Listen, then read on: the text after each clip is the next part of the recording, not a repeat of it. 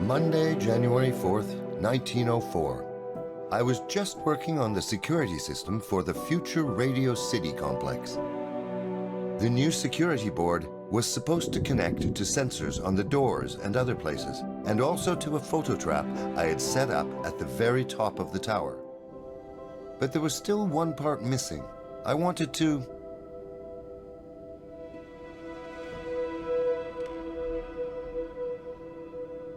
I was curious how the Wardenclyffe Tower's strong electromagnetic field would interact with the radio transmissions. This was an excellent test.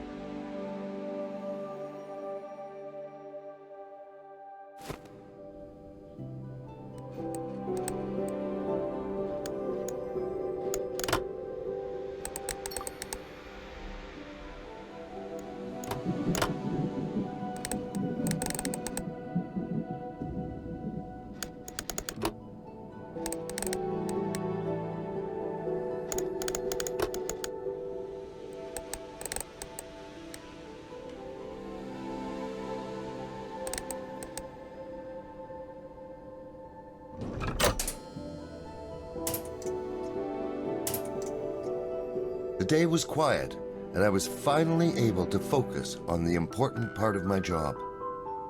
But suddenly, an intruder appeared in my lab. The power of the heavens in the hands of one man. How does it feel to know that you can just reach out and you never have to hear me speak again? Aleister Crowley.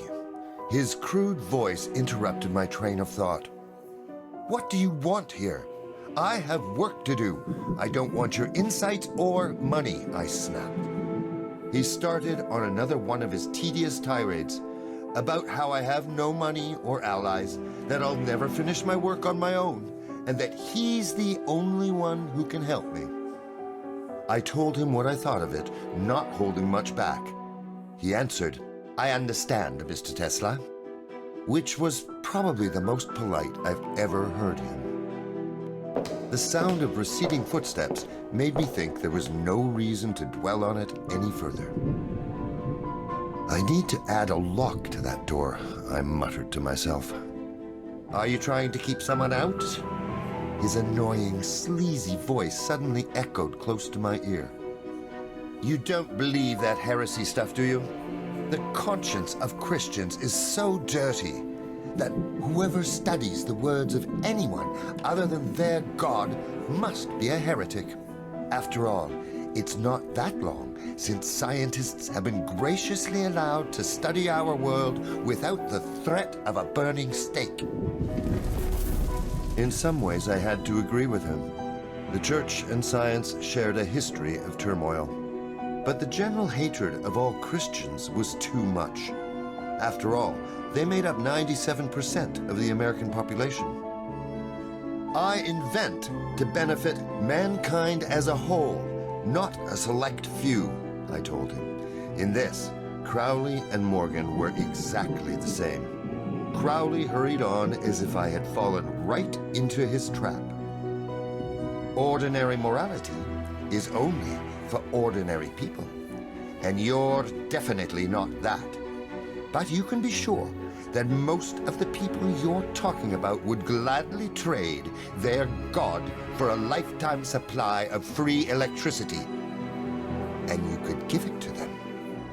You could be their hero, or you'll end up finished and forgotten like so many others.